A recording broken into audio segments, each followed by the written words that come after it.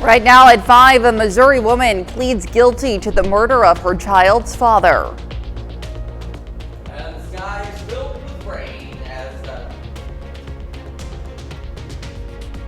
There we go. It's raining outside. We're going to break down the details on that coming up. Plus, an update on the progress of Miami's BF Goodrich cleanup and what comes next. The 4 states' most watched news starts now. Good morning and welcome to the KOAO Morning News. It's 5 a.m. I'm Elise Snowy. And I'm Chris Warner. It is now Thursday. It's June the 12th. And that audio problem was not a technical issue. I was not paying attention to what I was doing. It's all right. But it's all right. It's raining. That's really all I was telling you. Yes. Is it's raining outside. And if you haven't been outside, well, now you know that it is raining. And it will continue to do so for a while today and into our Friday. Excuse me. Let's start with that look outside. Downtown Pittsburgh, we got raindrops all over that camera lens because, again, it is raining across the region. Modoc Air 20th and range line also looking a bit on the soggy side, and that's why they look Skywatch storm trackers, some showers, a couple of rumbles of thunder here and there. Again, nothing severe, nor are we anticipating anything severe, but we've got some decent moderate showers across parts of southeast Kansas, some heavier showers around Fredonia to the west of Parsons, heading back toward Girard, Pittsburgh, kind of running right down 69 through Crawford and Cherokee counties. And we got a heavier shower out here to the west of Sedan as well. Got some moderate showers or light showers really into northeastern Oklahoma, but you look back toward Adair and then south of Nowata, we've got some moderate showers, a few rumbles of thunder out there.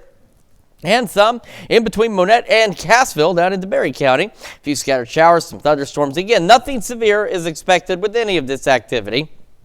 It is rolling from south to north as part of a low pressure system that was over Texas yesterday. It's going to start tracking north, and eventually it'll start to turn off to the northeast, and it'll take this rain with it as it does so. But it's going to be a little bit before it does get out of here. So that's why we've got rain today and into tomorrow. Future tracks showing us scattered showers, thunderstorms, and again, some heavy rain is possible with some of the thunderstorms. So again, that could lead to some localized flooding concerns, but we're not looking at any significant widespread flooding concerns at this point. Just a bit of a soggy day and evening out there for us on our Thursday. 67 in Joplin, 67 in Pittsburgh. Temperatures this morning, thanks to the clouds overnight and the rain, we're not that much different from yesterday. We're into the mid to upper 60s for most of the region out there. So again, a pretty mild start, just a bit of a soggy start. Scattered showers, thunderstorms will continue. Latest data does suggest maybe around noonish, 11 a.m., between 11 and maybe 2 or 3, we might get a little break. There will be fewer showers and storms out there. There will still be some, just not nearly as many. But then the coverage will begin to increase again once we hit 4 or 5 o'clock with those scattered showers and storms. Cooler today as well, a little cooler than what we were thinking yesterday, only into the upper 70s for most of us, and a bit breezy. Southeast winds occasionally gusting to 20. Again, the rain continues into our Friday. Does it continue into the weekend, though? Of those details and information on the hot temperatures around the corner here in just a few more minutes. Elise? All right, Chris, thanks. Well, a woman who authorities say went on a January shooting spree across 2 states, killing 2 people, is sentenced. Taylor Santiago pleaded guilty to charges in Missouri related to the murder of her child's father. Those charges include first-degree murder, which she will receive life without the possibility of parole. She also pled guilty to first-degree robbery, unlawful use of a weapon, and child endangerment. Investigators say Santiago lured her child's father to her home in Aurora, Missouri. There she ambushed, shot, and killed him. They say Santiago then took his vehicle, leaving her child with the deceased father at her home, and traveled to Carroll County, Arkansas, where she shot the father of one of her other children and his girlfriend. The girlfriend died. Investigators say Santiago then returned to Missouri, where she turned herself into Aurora police and confessed to the crimes. Santiago still faces charges in Arkansas for capital murder and attempted capital murder. Well, firefighters battled the blaze at 7:30 a.m. yesterday morning at Messenger Towers. According to first responders, the fire was on the 11th floor and started in a stove, damaging the interior of the kitchen. Residents on the 11th floor were evacuated. Some other floors were evacuated as well, but most residents in the building sheltered in place. There were no injuries, but due to the heat, Some residents received care at the scene. And to be the first to see breaking news, weather, and sports, you can download the KOAM News app.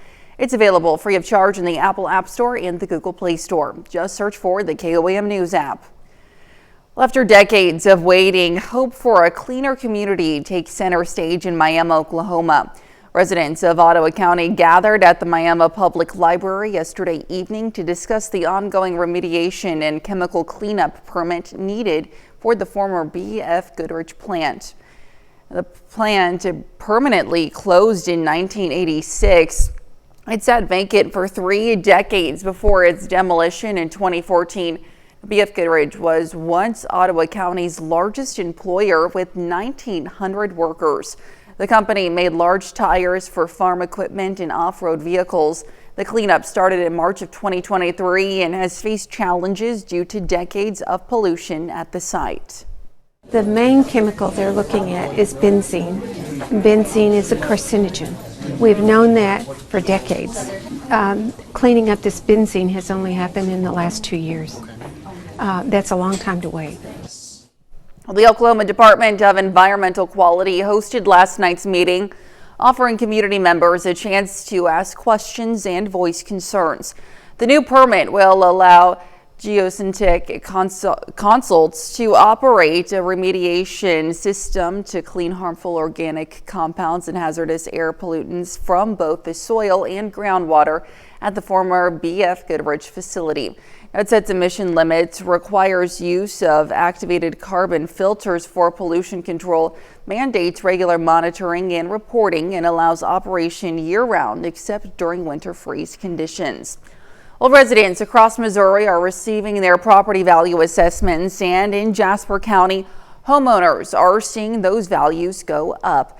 The State Tax Commission is requiring bigger assessment increases this year, averaging between 13% to 15% in Jasper County.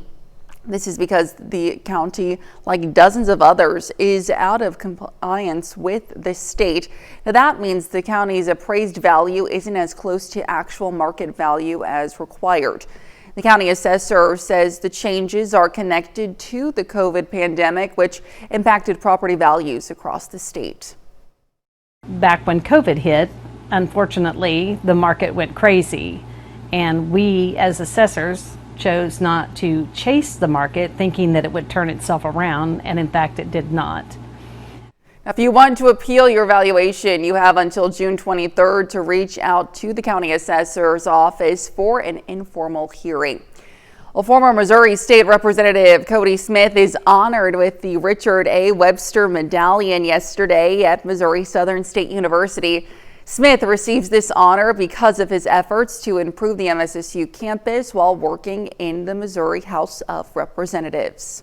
Kind things that folks have said about me today, I really take to heart and appreciate very much. And I'm just honored to be on this kind of, like you say, a short list of folks that have received this award. And folks like Ron Richard and Gary Nodler that are on that short list. It's an honor to be on that list and share it with them. Cody Smith served Missouri District 163 during his time as a state representative. And that's a look at this morning's top stories and weather in our first 7 minutes coming up on the KOAM Morning News. Nationwide protests are up over immigration raids as many protests ended with arrests for violence against officers. And we're tracking rain chances for today. We'll have what to expect with Chris Warner in the Skywatch Weather Center. You're watching the KOAM Morning News. We'll be right back. Well, topping Nation Watch this morning, protests are now erupting in cities across the nation as Americans angry at recent immigration raids take to the streets.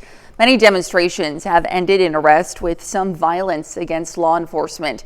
And more protests are planned for the coming weekend. Naomi Ruckham shows us where the tensions are running high as the White House promises the raids will continue. A second night of curfew was enforced in downtown LA Wednesday after local authorities announced more than a dozen people have been charged with crimes related to recent protests. We will know who you are, who engaged in this conduct. We will track you down. We will arrest you. This as the standoff between President Donald Trump and California Governor Gavin Newsom intensifies after President Trump deployed the National Guard and hundreds of Marines to the state. Los Angeles Mayor Karen Bass accused the Trump administration of trying to cause fear and panic. This was provoked by the White House. The reason why, we don't know. Protests have now emerged beyond Los Angeles. I want a lawyer. Tucson, Arizona, San Antonio, and Austin, Texas are among the cities where the situation grew tense between protesters and law enforcement. Many say they are simply exercising their right to peacefully protest. Immigrants have contributed so much to this country, and for them to be vilified as people that just take from the country is unfair. And though some members of the president's own party have said the raids have gone too far, the administration is not backing down. The Trump administration is going to continue the mass deportation effort that the president promised the American public. This ahead of large coordinated protests planned for cities across the country on Saturday. Later today, a federal judge is set to hold a hearing over Governor Newsom's request to block the Trump administration from using federal troops. Now in New York, law enforcement is watching the situation closely after protests outside federal immigration courts led to clashes with police. Dozens have been arrested over the last 2 nights. ICE tactical teams are now heading to 5 Democratic cities, including Chicago. Well, still to come, a new blood pressure tool could help patients with certain medical conditions. Plus, Chris returns with another look at your Thursday forecast. You're watching the KOAM Morning News. We'll be right back. Welcome back to the KOAM Morning News, 5:21 now on this Thursday morning. Starting with Skywatch Storm Tracker. And we get some showers, got a few rumbles of thunder out there. Again, no severe weather with this activity, nor is any expected, which is certainly some good news. On the Kansas side, you can see a good covering of rain showers out there. They've got some just around Garnett, down toward Iola. Yates Center, you're getting a pause out there. Fredonia, Chanute, Erie, Parsons, Girard, Pittsburgh, Fort Scott, Columbus, Oswego. You kind of getting the idea where we've got these showers. And, of course, if you've been outside this morning, you probably know it's raining. And if you haven't, well, you can take a look here at the Skywatch Storm Tracker and see where it's raining. Down around the water toward Chelsea, southwest of Veneta, got some heavier showers out there. Some lighter showers around Miami, Neosho, Pineville. Get some heavier showers, a few rumbles of thunder, stretching from about Mount Vernon back down toward Monette and just to the west of Cassville. Got some moderate showers around Joplin, Carthage, near Lamar, Jasper as well. Nevada, some light showers out there, same in Stockton. So here's what we've got, just that broader view of all those showers. Again, a few rumbles of thunder. Also keep in mind, though, the Skywatch Storm Tracker only picks up cloud-to-ground lightning, not cloud-to-cloud. So if you're hearing thunder but you're not seeing lightning on here, that could be what that's from. All right, so that's all we've got. See these showers. We go back down to the south. Got some more additional development now starting to take place across parts of southeastern Oklahoma, western Arkansas, rolling off to the north. And we'll continue to have these scattered showers, thunderstorms through the day. Now, about from 11 to about 2, maybe 3, we're looking at a possible little break in showers. They won't stop, but coverage will become a little more limited, at least briefly, and then we'll see more showers and storms start to spread across the broader parts of the area. Now, some of these storms could produce heavy rain. That's where we get into the concerns for some localized flooding concerns. We're not looking at widespread flooding concerns at this point, but just do keep that in mind, especially if you know the area you're in or going to be passing through is prone to flash flooding. Shower storms continue through the evening and into the overnight hours. We'll continue. We may even get another little pause late this evening before another round of just some more widespread showers, thunderstorms out there. Like I said, nothing severe is expected from any of this activity, which is good. Now, still looking to clear out late Friday, heading into Saturday. Skies will clear out. We're going to get toasty. Temperatures start rising again back into the upper 80s. Again, just a few clouds here and there. Otherwise, Saturday looks pretty darn good. However, and this is where it's a little more interesting, is at least for Saturday, we do have this level 1 out of 5 risk for a strong storm or two in our far western counties. So what we're looking at is maybe some storms out to our west that, if they hold, could try and clip us by late Saturday. But you also saw on Future Track's not picking up on that possibility, but it is something we just want to keep a close eye on as we get through the next few days. All right, scattered showers, thunderstorms through the day, upper 60s by 8 o'clock this morning, low 70s by 11. Highs today, cooler and a bit below normal out there as we go into the upper 70s with the southeast wind also gusting upwards of around 20 miles an hour. Those winds leads back up through the evening and overnight hours. Scattered showers and storms continue and back down into the mid 60s. We'll be in the upper 70s, some low 80s Friday. The temperatures really start to take off. A couple of pop-up storms maybe Sunday and Tuesday. Otherwise, we're back into the upper 80s. We could see a few more low 90s out there as well. That's a check of your forecast. Now we're going to send over to Elise with Health Watch. All right, Chris, thanks. Well, a new way to measure a person's blood pressure could help the thousands of patients who can't have their pressure taken on their arm, according to a study published in BMJ Open. Researchers looked at data from more than 33,000 people and developed an online calculator to better interpret blood pressure measurements from ankle readings. Now, they say this could be a useful tool for people who are unable to have their pressure taken at the arm because of certain medical conditions. Well, new research in the journal Neurology finds stroke, dementia, and depression are more common in people with a specific biomarker of aging. But the Harvard Medical School researchers say a healthy lifestyle may modify the effects. The association was not found in people who had healthy habits such as eating right and keeping cholesterol and blood pressure in check. And a troubling trend, deaths from alcohol-associated liver disease increased significantly across demographic groups, but particularly for women and younger adults. Researchers say the findings in JAMA Network Open underscore the urgent need for public health interventions, especially given the increases seen in alcohol consumption following the COVID-19 pandemic. And that's a look at some of today's top health stories. We'll be right back. Right now at 5:30, a new aviation program takes off from a college in southwest Missouri.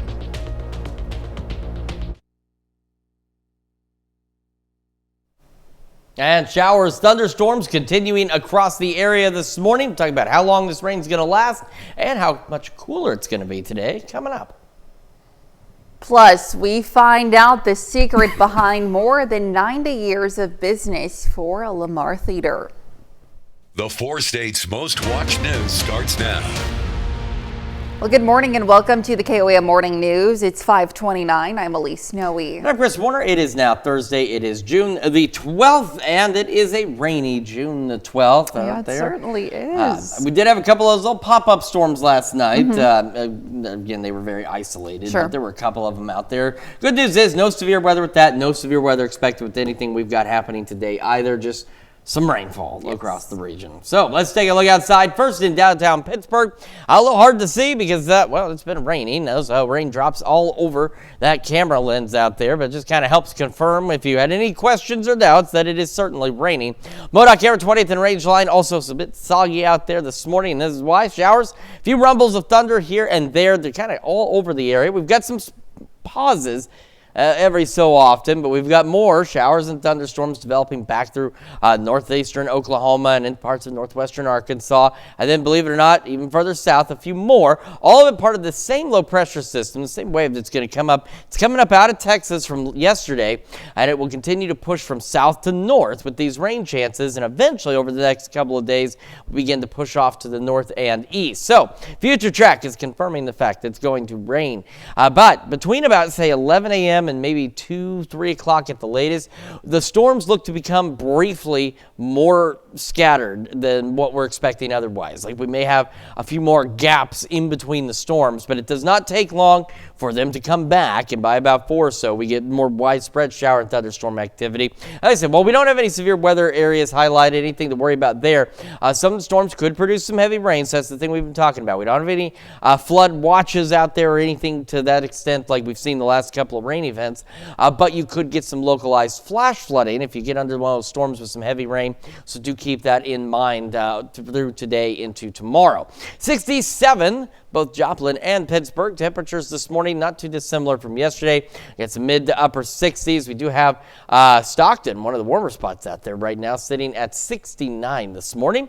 Into the afternoon we go. A little cooler than what we were thinking yesterday. We knew temperatures, thanks to the rain, the clouds were going to be a little bit lower today.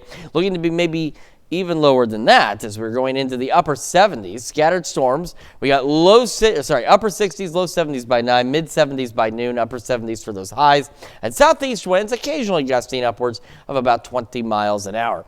Shower storms continue through tonight into tomorrow. What happens after that? Well, we'll have the answer for you here in just a few more minutes, Elise.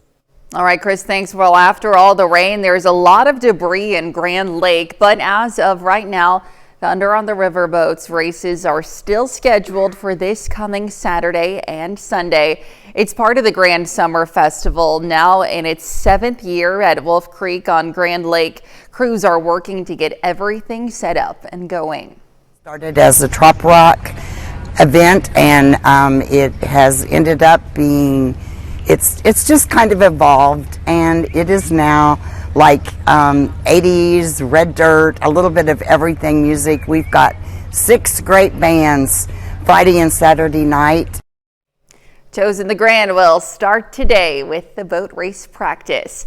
In Special Olympics, Kansas hosts a luau cookout, bringing 6 of the Pittsburgh teams together to mark the end of the sports season. Yesterday's luau took place at New Hope Services in an effort to showcase their facilities. The athletes joined together for an outdoor lunch and participated in games such as cornhole and kickball. It was an opportunity for the athletes to strengthen bonds across agencies. A lot of our athletes know each other from the different agencies, but they don't have a lot of opportunity to further their friendships and kind of get to know each other at more of a consistent level. So this is really important to have that social, inclusive setting where they can all just hang out and it's not centered around competition.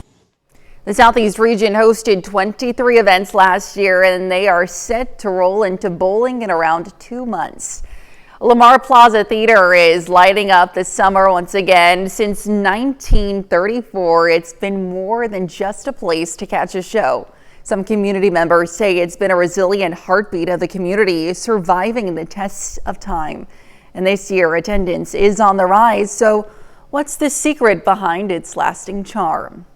They love the movies. The snacks, the popcorn. They like it all. I just started following the owner, Butler Phelps, around when I was like 6, 7 years old, and it just stuck with me ever since. So thankful that they sponsor it and let us come for free. And the kids, this is their favorite day of the year by far in summer school.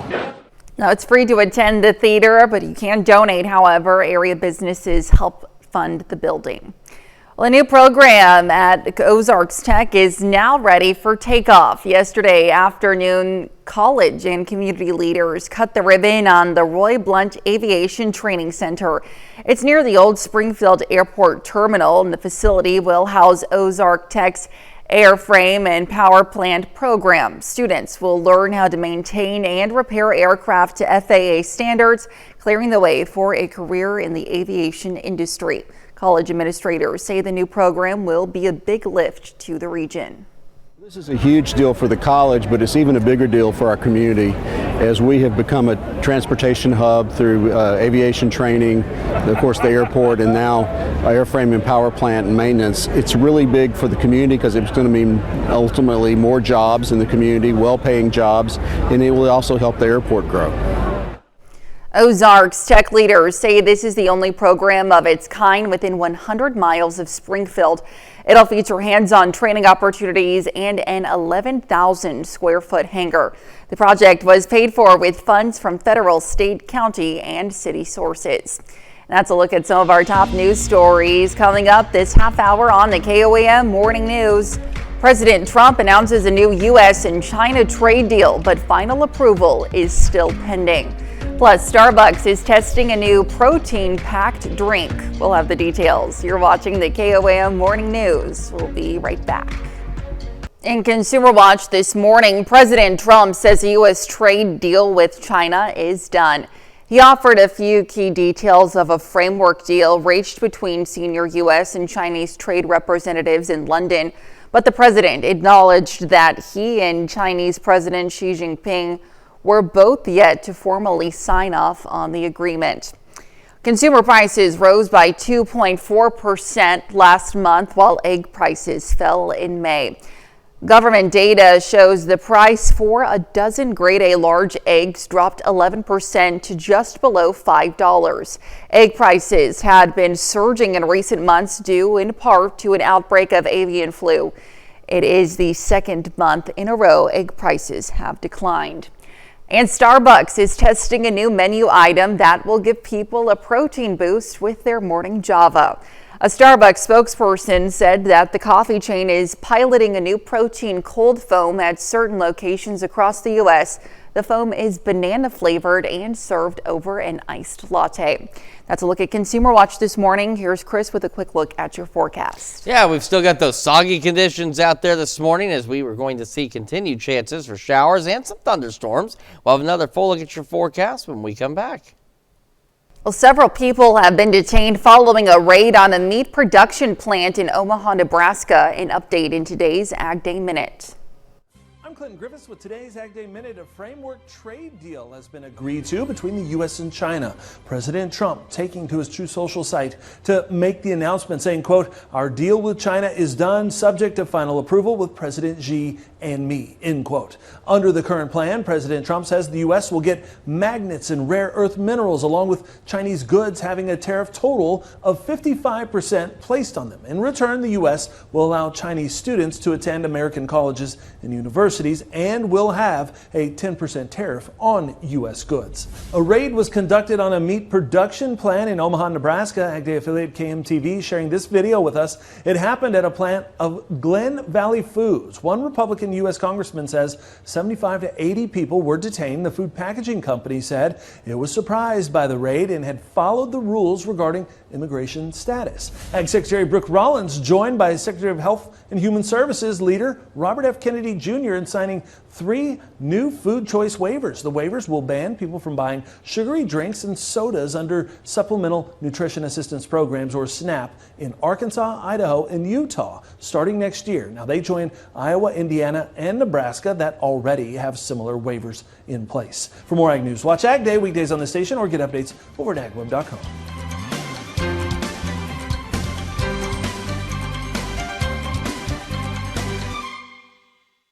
Now let's head over to Chris for a full look at your forecast. Yeah, we're continuing to track some showers, few rumbles of thunder out there. We're going to start with the Skywatch Storm Tracker, and we're going to go into southeast Kansas first. We've still got rain around Yates Center, getting ready to push back into Burlington. Eureka, most of Greenwood County dry for now, but that will begin to change.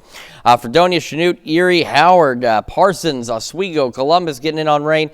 We got pauses around Sedan, Independence, Coffeyville, but you can see we've got more showers on the way, and these are moving from south to north. So Coffeyville, you're up next with this one little shower down here by Newata.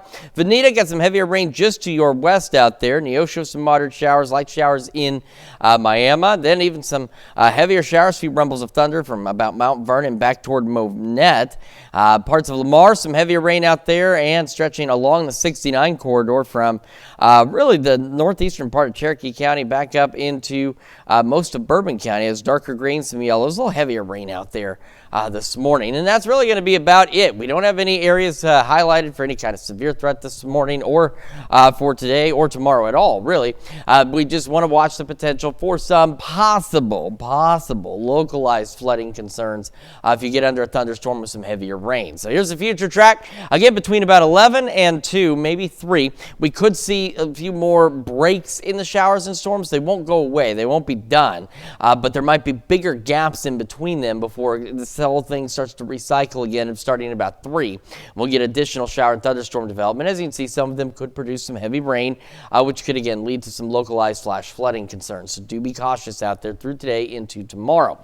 As we go through the evening and overnight, we get another one of those little brief pauses, and then we'll see redevelopment of additional showers, thunderstorms as we go into Friday morning. That low pressure system, as you saw it lifts to the north, it starts to twist on out, and as it does, we'll be on the backside of showers and thunderstorms out there before it pushes out of here.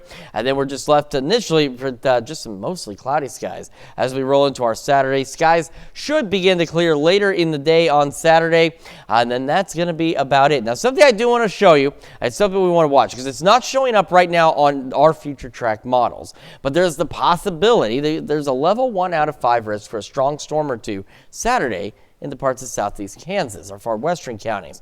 So again, it didn't show up on future track, which you saw, but what we're looking at is some thunderstorms out to our west that could possibly clip parts of the area Saturday evening, and if they do, then a couple of them could be a bit on the strong side. So again, it's not a very good possibility at this point. Chances are very low, but nonetheless, something we certainly will keep an eye on. All right, scattered storms through the morning, upper 60s by 8, low 70s by 11. That's the other side of things. We knew today was going to be a little cooler thanks to the rain, the clouds, but it's going to be even cooler than what we originally thought, dropping almost 10 to 12 degrees for highs compared to yesterday, going into the upper 70s. And southeast winds occasionally gusting upwards of 20. Scattered shower storms through the evening into the overnight, back into the mid-60s. And as we take a look down the road from there, we'll have again scattered storms tomorrow, upper 70s, maybe a couple of low 80s, and the heat really gets cranked up. So you see we do have that 10% chance on Saturday, same on Sunday. So we'll watch and see if we do get one of those storms or not. Otherwise, we start heating up, a couple of pop-up storms possible on Tuesday. The temperatures start climbing into the low 90s as we roll into parts of next week. So get ready because the heat is on. That's Check Your Forecast. We're going to send it over to Elise with sports. All right, Chris, thanks. Well, high school softball season has come and gone in the 4 states. Now this week, a ton of our local players receive all-state honors from the Kansas Softball Coaches Association. Starting in Class 2-1A, Uniontown middle infielder Reese Gorman received honorable mention all-state honors after a stellar senior year for the Eagles. In Class 3A, the back-to-back state champions from Frontenac are very well represented. 5 Raiders make the first team all-state. Those are Avery Johnson, Maddie Call, Grayson McLaren, Anna Sullivan, and Maddie Lelages.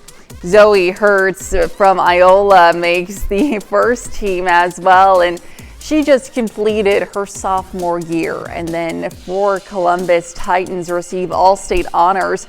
All of them are seniors in the class of 2025. On the second team, Haley Ettinger and Katie Mooney. And then Tori Tedlock and Briley Johnson both get honorable mentions. Moving up to Class 4A, Allie Brown just finished her senior year at Fort Scott and will play for Pitt State next year. Now she's on the first team All-State along with her teammate Allison Wheeler. Another Fort Scott Tiger, Abby Gorman, gets an honorable mention as an outfielder, and so does Avery Dean at pitcher, who just graduated from Chanute last month. Closing things out with Class 5A, Pittsburgh had a special season and finished 4th at the state tournament. Brett Pastor is on the first team as an infielder, and Breck Slaughter is on the second team as a pitcher. Both of them will return to the Purple Dragons for their senior year next season. And 2025 graduate Megan Johnston is on the second team All-State as an infielder. Well, both of our local summer collegiate baseball teams were on the road last night. The Joplin Outlaws are coming off a 6-0 shutout victory on Tuesday night. Last night, the Outlaws get an even bigger win, 18-8, the final score after just 7 innings. 7 different batters have multiple runs batted in for Joplin. Markel Turner leads the way with 4 hits and 3 runs scored. Meanwhile, the Nevada Griffins were in Clarinda, Iowa last night, and they win 8-4. These two will see each other once again tonight, this time in Nevada. Well, both the Cardinals and Royals play at home, and the Redbirds are hoping to avoid getting swept by the Blue Jays. We pick it up bottom of the second inning, Cards in front 1-0, and their catcher Joel Pozo sends one into the seats beyond the left field wall for a solo home run. It's 2-0 St. Louis. Next inning, Toronto responds as Bobichet sends a base hit up the middle into center. That puts the Blue Jays on the board. But to the fourth inning, they've now taken a 3-2 lead, and Vladimir Guerrero Jr. smokes one into left field to score another run. That's 4 unanswered out of the Blue Jays, and they don't stop there.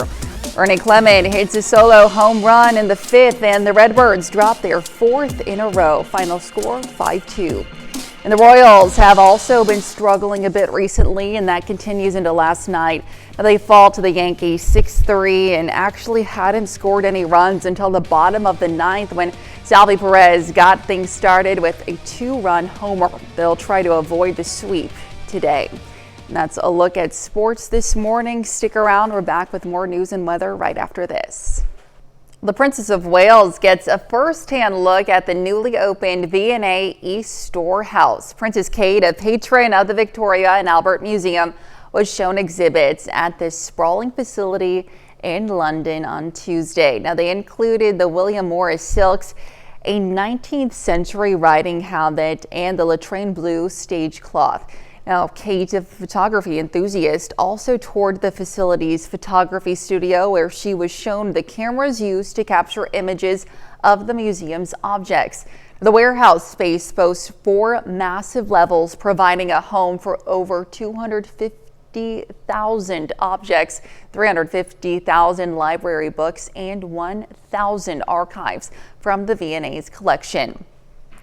2 Spanish taverns are competing for the title of world's oldest restaurant. Casa Pedro, a tavern in Madrid, is working to confirm its claim that it was established in 1702, more than 20 years before nearby competitor Sobrino de Botin, which currently holds the title of world's oldest restaurant. Casa Pedro's owners say they started the project to back up its claim of opening in 1702, which is printed on its walls, takeout bags, and sugar packets. The owners say they are close to confirming the tavern's actual year of opening. A new technology has helped to comb through the data. I talk about a battle there to determine who is the oldest restaurant, especially when your neighbor is saying they are. I know. That's a bit of a task. And of course, we have one of our local restaurants celebrate its 60th anniversary not long ago. Maybe not, 200 or 300 year anniversary, but still a milestone nonetheless. And it's a good day to celebrate inside because it is going to be raining all day outside. It'll be off and on. And we might even get a brief lull for some folks in the activity this afternoon. Then it will pick back up again. So here's what we got. Upper 60s to start our day. Low 70s by 11. Scattered showers, thunderstorms. Now, again, I do want to emphasize, we're not anticipating any severe weather with any of this. However, some of the thunderstorms could produce some localized flash flooding concerns. You might get under a storm and it just downpours on you for a moment. So do keep that in mind. Between about 11 a.m. and maybe 3 p.m., some of the storms may become a bit more widely scattered. We might get this momentary pause based on some of the model data where there will be bigger gaps between showers and storms, but it will not take it long for it to start filling back in. Thunderstorms become again more widespread late this afternoon into the evening. Highs today much cooler than yesterday too. Back into the upper 70s for most of us. Southeast winds occasionally gusting to 20. Scattered showers, thunderstorms continuing through the evening into the overnight. We'll fall back into the mid-60s tonight, so that's a fairly mild evening. Not too bad tomorrow, upper 70s, some low 80s. Scattered shower storms should start coming to a close by late Friday. Saturday, it's a low chance an isolated shower storm is out there, and at least in our far western counties, there's a level 1 out of 5 risk for some strong storms. So if we see any storms, there could be 1 or 2 strong or low-grade severe storms, so we'll keep an eye on that for you. A couple of pop-up storms Sunday and into Tuesday of next week. Temperatures climbing into the low 90s. That's a check of your forecast. We've got another hour of the KOAM Morning News right after this.